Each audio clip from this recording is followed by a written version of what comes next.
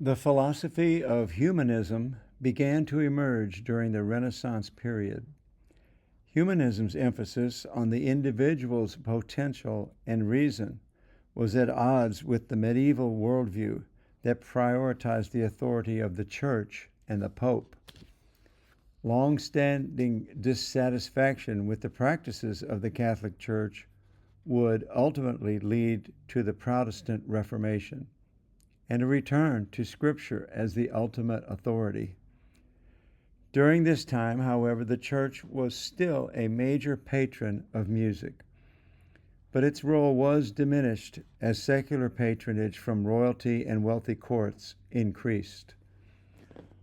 While the Church provided significant financial support and influenced the development of sacred genres like the motet and the Mass, the growing popularity of secular music and the competition among courts for the best composers also created new opportunities for musicians and new musical forms.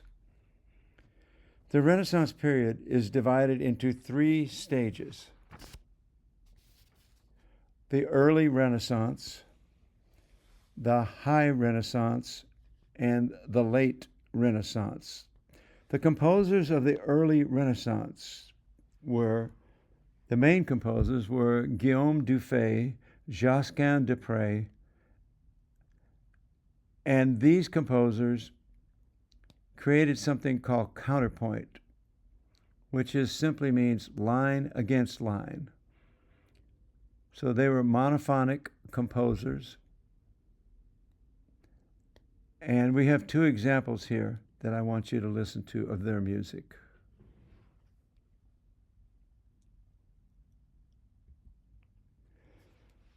Next, we come to the composers of the High Renaissance. Giovanni Palestrina, one of my favorite all-time composers. His beautiful lines are easy to listen to and worship to.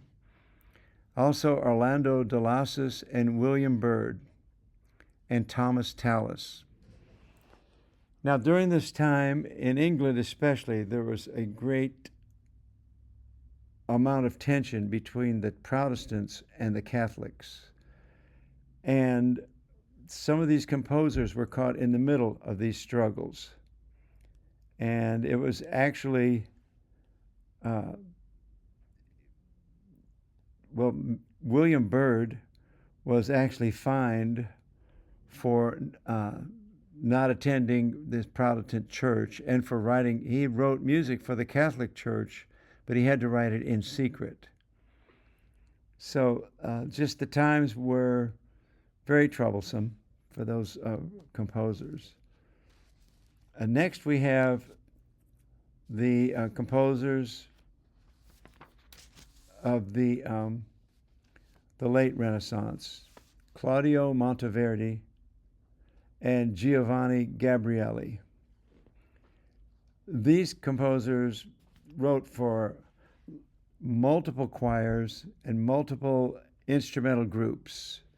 Their music was performed in Venice at St. Mark's Cathedral, which is a huge cathedral with many areas.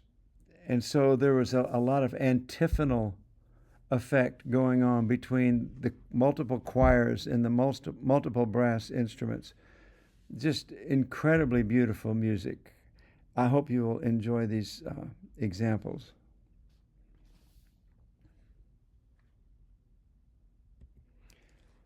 Well, the popular new Renaissance instruments included an instrument called the sackbut, which is the predecessor of the trombone.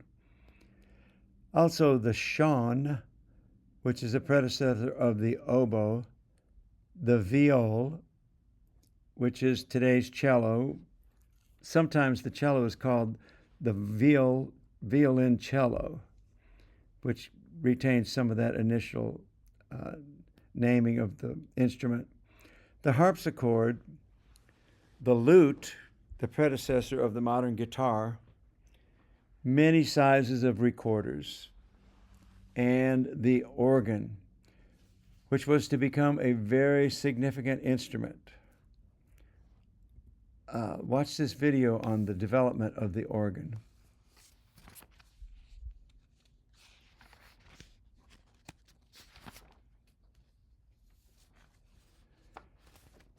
And the printing press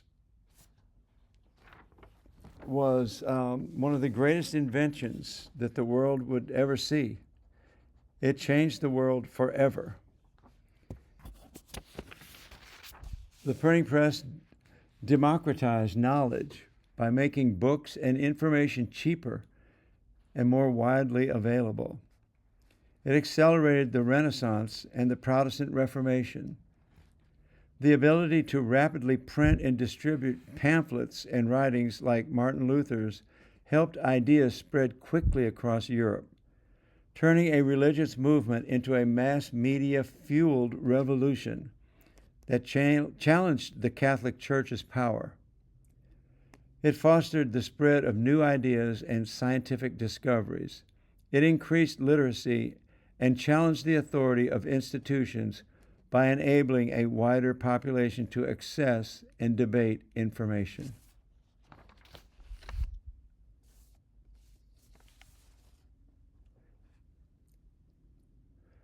The music of the late Renaissance paved the way for the music of the Baroque era by shifting from modal to tonal harmony, introducing dramatic musical forms like opera, and developing new instrumental genres, emphasizing increased emotional expression. Composers began to prioritize clear harmonic progressions and use dissonance to create a more emotional and dramatic effect. Moving away from the equal-voiced polyphony of the Renaissance, the transition was also marked by the increasing standardization of improvisation and the development of the basso continuo.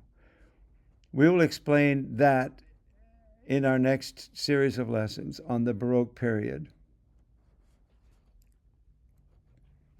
Take a moment and review the Renaissance period.